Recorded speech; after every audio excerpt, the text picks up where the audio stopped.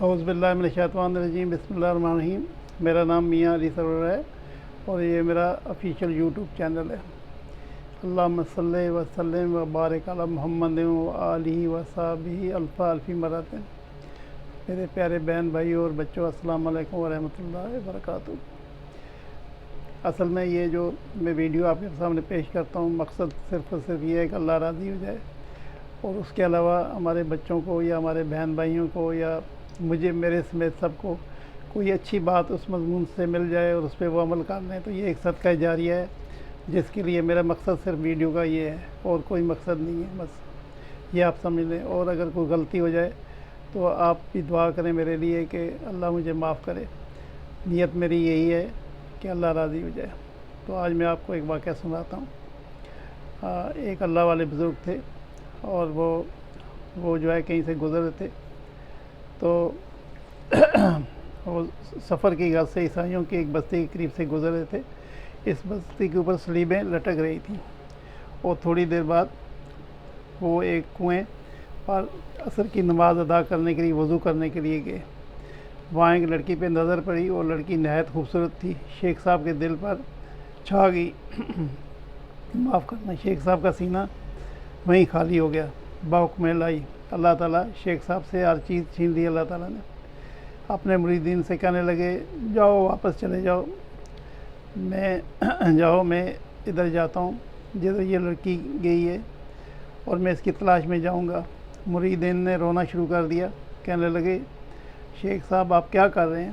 ناظرین گرامی، یہ وہ شیخ تھے جن کو 1,00,000 حدیثیں یاد تھیں اور قرآن کے حافظ تھے۔ سینکڑوں مسجدیں ان کے دم قدم سے آباد تھیں، خانقاہیں ان کے دم قدم سے آباد تھیں۔ انہوں نے کہا، میرے پلے کچھ بھی نہیں ہے جو میں تمہیں دے سکوں، اب تم واپس جاؤ۔ اور شیخ صاحب اس بستی کی طرف چل پڑے جس بستی کی طرف یہ لڑکی گئی تھی۔ وہاں جا کر لوگوں سے پوچھا، لڑکی کہاں کی رہنے والی ہے؟ لوگوں نے بتایا، یہ نمبردار کی بیٹی ہے۔ شیخ صاحب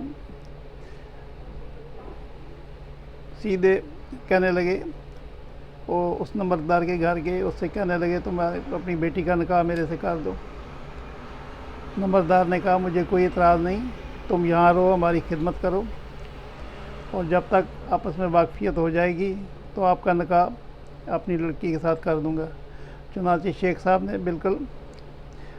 نے کہا، ٹھیک ہے۔ وہ نمبردار کہنے لگا کہ میرے بارے میں یہ بری چیزیں، میں نام نہیں لینا چاہتا، ان کا ریوڑ ہے، اور ان کے ریوڑ کو چلانے کا والا کام بھی آپ کو کرنا پڑے گا۔ شیخ صاحب نے کہا، اس پر راضی ہو گئے۔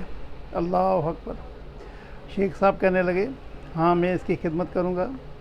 ناظرین، اب کیا ہوتا ہے کہ صبح کو وہ بری چیزیں جو ان کا ریوڑ لے کر شیخ صاحب نکلتے تھے اور چلا کر شام کو واپس آتے، اور جب مریدین واپس آ گئے اور جب یہ خبر لوگوں تک پہنچی تو کئی لوگ بے ہوش ہو گئے اور کئی لوگ موت کی آغوش میں چلے گئے، کئی خانقاہیں بند ہو گئیں، اور لوگ حیران تھے کہ اللہ ایسے لوگوں کے ساتھ تیری یہ بے نیازی کا معاملہ۔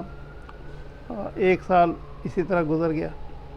اب شیخ صاحب کے ایک مرید جو ایک سچے مرید تھے اور اللہ کے ولی تھے، جانتے تھے کہ میرے شیخ صاحب استقامت سے، مگر اس معاملے میں کوئی نہ کوئی حکمت ضرور ہوگی، اور مرید کے دل میں یہ بات آئی، میں جا کر معلوم کروں۔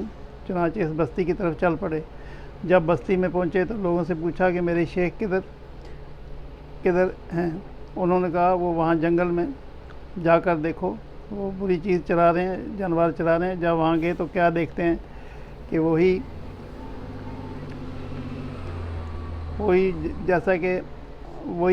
جیسے عصا لے کر وہ جمعے کا خطبہ کرتے تھے، آپ وہاں ان ریوڑوں کو اس سے ہانک رہے ہیں۔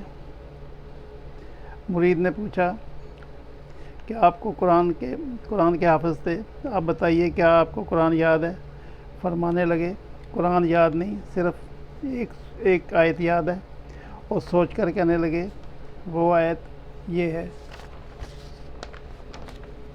پوچھا کون سی آیت؟ کہنے لگے ترجمہ، جسے آیت کا ترجمہ یہ ہے، جسے اللہ ذلیل کرنے پر آتا ہے تو اسے عزتیں دینے والا کوئی نہیں ہوتا۔ ناظرین گرامی، وہ پورا قرآن بھول گئے، صرف ایک آیت یاد رہی، جو کہ ان کو اپنے حال سے تعلق رکھتی تھی۔ مرید صاحب رونے لگے کہ آپ کو صرف ایک ہی آیت یاد رہی؟ پھر پوچھا حضرت آپ تو حافظ حدیث تھے، کیا آپ کو حدیثیں یاد ہیں؟ فرمانے لگے صرف ایک حدیث یاد ہے کہ جو آدمی دین کو بدل دے اس کو قتل کر دو۔ یہ سن کر وہ مرید پھر رونے لگے، تو شیخ صاحب نے بھی رونا شروع کر دیا، اور کتابوں میں لکھا ہے کہ شیخ صاحب نے روتے ہوئے اللہ سے کہا میں آپ سے یہ امید نہیں رکھتا تھا کہ آپ مجھے اس حال میں پہنچا دیں گے۔ وہ رو رہے تھے اور یہ فکرہ بار بار کہہ رہے تھے۔ اللہ تعالیٰ نے شیخ صاحب کی توبہ کی توفیق عطا فرمائی اور ان کی کیفیتیں واپس آ گئیں۔ بعد میں مرید صاحب نے پوچھا کہ معاملہ کیا ہوا؟ شیخ صاحب نے فرمایا میں کسی بستی کے پاس سے گزر رہا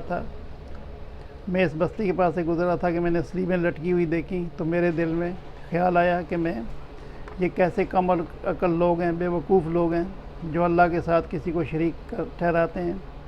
اللہ تعالیٰ نے میری اس بات کو پکڑ لیا کہ اے شیخ تم ایمان پر ہو تو کیا تمہاری عقل کی وجہ سے ہے یا میری رحمت کی وجہ سے ہے؟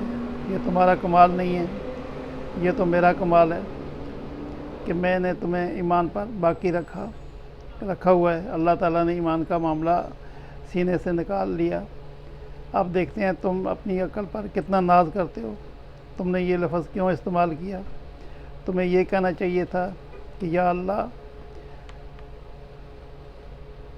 تعالیٰ نے اس کو تم عقل اور ذہن کی طرف نسبت کیوں کی؟ ناظرین گرامی، اس واقعے سے یہ سبق ملتا ہے کہ کبھی بھی بڑی بڑائی والی بات نہیں کرنی چاہیے، کیونکہ ہر حال کی عطا رب العزت کی طرف سے ہے، جسے اللہ چاہے نوازتا ہے، جسے چاہے رسوا کرتا ہے۔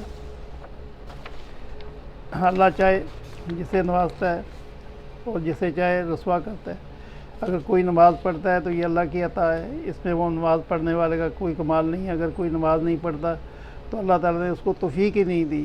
کبھی بھی اپنی عزت، شہرت اور رتبے پر ناز نہیں کرنا چاہیے، کیونکہ یہ سب اللہ تعالیٰ کی مہربانی ہے۔ اللہ کے بہت سے معاملات ایسے ہوتے ہیں کہ وہاں علم اور عقل کو قابو رکھنا چاہیے اور اپنی زبان سے ایسی بات نہیں کہنی چاہیے جس سے اللہ ناراض ہو۔ اللہ جو چاہتا ہے وہی کرتا ہے، وہ ہر چیز پر قادر ہے۔ اللہ تعالیٰ سے دعا ہے کہ ہمیں نعمتوں کی قدردانی کرنے کی توفیق عطا فرمائے، اور جب اللہ تعالیٰ نعمتوں کو چھین لیتے ہیں تو وہ دوبارہ نہیں دیتے، اس لیے اس کی نعمت کی قدردانی کی عادت ڈالے اور اپنے دعا کریں اللہ تعالیٰ ہماری حال پہ رحم فرمائے۔ صلی اللہ تعالیٰ خیر کر کے محمد و آلہ صحابہ اجمعین برحمتک یا ارحم الراحمین۔